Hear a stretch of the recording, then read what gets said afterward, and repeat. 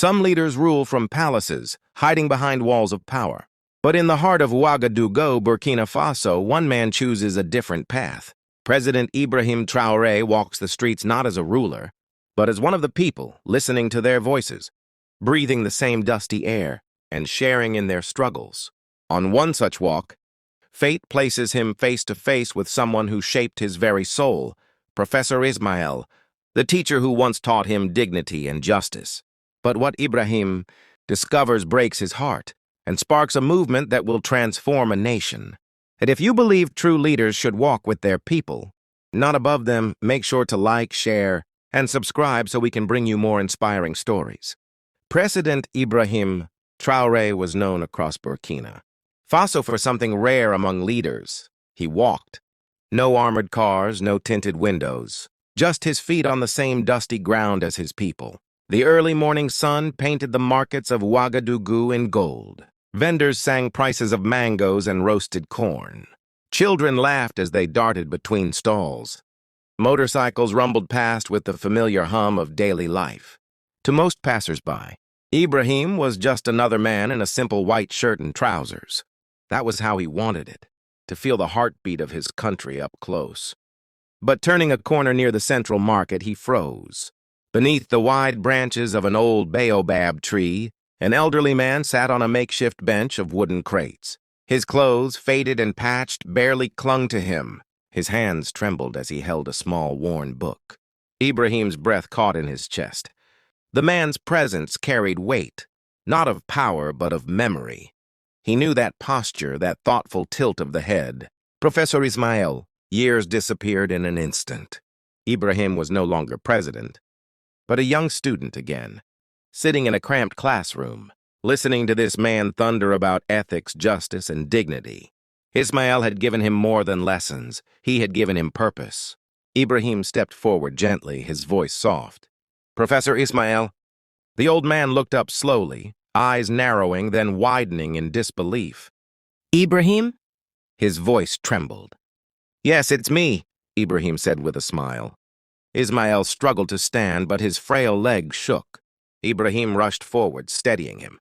The teacher felt weightless, his bones sharp under thin cloth. It has been too long, Professor, Ibrahim whispered. Tears filled Ismael's eyes. And too many things have changed. You still walk among the people. But look at me now. Ibrahim gripped his mentor's hand. To me, you will always be my teacher. But the warmth of reunion quickly gave way to a heavy silence. Ibrahim asked the question burning in his chest. How did it come to this? Ismael's gaze fell to the dusty ground. 40 years of teaching. Yet my pension cannot feed me for a month. I sold my books, my furniture. What I could not sell, hunger took from me. I became invisible. People I once taught crossed the street to avoid me. Ibrahim, I began to wonder, was my life wasted? The words cut like glass. The man who once filled classrooms with hope now lived like a ghost. Ibrahim's jaw tightened. This wasn't just about one man. It was about a nation forgetting its heroes. He placed his hand firmly on his teacher's shoulder. Not while I live, Professor. Never while I breathe. The market buzzed with life, vendors shouting, goats bleating, smoke rising from grills. But between Ibrahim and Ismael, silence pressed heavy. My home was taken when debts grew too heavy, Ismael said quietly. I tutored children to survive, but my health broke. I sold everything, even my teaching notes. In the end, I was nothing but a shadow. Invisible. His words struck Ibrahim harder than any political debate. This was not just about poverty, it was about dignity stolen. I cannot allow this, Ibrahim said firmly. Ismael shook his head. You have a country to lead. One man's suffering is not your biggest problem. That is where you are wrong, Professor, Ibrahim replied. If we do not honor our teachers, nurses, and civil servants, what kind of future are we building? Whispers spread in the market. Faces turned. Some recognized the old professor. Others felt the weight of Ibrahim's words. Come with me, Ibrahim said, helping Ismael to his feet. This ends today. He guided him toward the presidential car. The crowd parted, murmurs rising. Some filmed on their phones, capturing history without realizing it. Inside the quiet car, Ibrahim's mind raced. This wasn't just about his teacher. It was about thousands like him, forgotten, invisible. "Where are we going?" Ismael asked softly. "To the Burkina Development Bank," Ibrahim said. "We are starting a revolution of dignity." At the Burkina Development Bank, manager Musa Ouagadougou nearly dropped his pen when he saw the president walk in unannounced, with an old man in worn clothes at his side. "This is Professor Ismael," Ibrahim declared, "one of the greatest educators of our nation. He taught me philosophy and ethics. Today he lives in poverty because his pension cannot cover the basics. This ends now." The marble-floored lobby fell silent. Tellers froze mid-transaction. All eyes turned to Ibrahim. Ouagadougou stammered. "Mr. President, what do you want us to do?" "I want a national dignity fund," Ibrahim replied firmly. "For retired teachers, nurses, and civil servants. Immediate aid must reach them within 48 hours. This is not charity, it is justice." Phones discreetly filmed. Within hours, videos spread across social media. The world watched as a president defended his teacher. Hashtags rose. Burkina Faso values trended worldwide.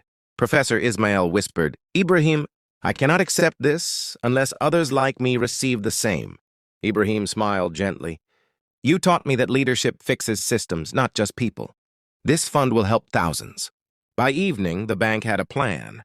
Over 8,000 retirees qualified. Relief began that very week. And for the first time in years, hope stirred in the hearts of forgotten heroes. 6 months later, Burkina Faso felt reborn. The Dignity for Service program had changed lives. Retired midwives had medical care. Agricultural teachers returned to mentor young farmers. Nurses no longer chose between food and medicine. And at the heart of it all stood Professor Ismael. No longer frail, he walked with quiet confidence, carrying his restored dignity like a torch. He became the ambassador of the program, traveling the nation, ensuring no hero was left unseen. One December morning, he stood on stage at the National Stadium before thousands. "6 months ago, I was invisible," he said. "Today, I stand as proof that a nation can choose compassion over indifference." Applause thundered. People wept. President Ibrahim watched from the front row, pride heavy in his chest. When the ceremony ended, he approached his teacher. "Do you remember what you taught us, Professor? The difference between success and significance?" Ismael's smile returned, the same one that once lit up classrooms. "Success is what you achieve for yourself. Significance is what you achieve for others." Ibrahim nodded. "Today I understand completely. As the sun set over Ouagadougou, they embraced teacher and student, leader and citizen. This was more than policy. It was proof that when compassion meets action, a society can change forever. If this story touched your heart, don't forget to like, comment, and subscribe for more inspiring stories that show how true leadership is built on humanity.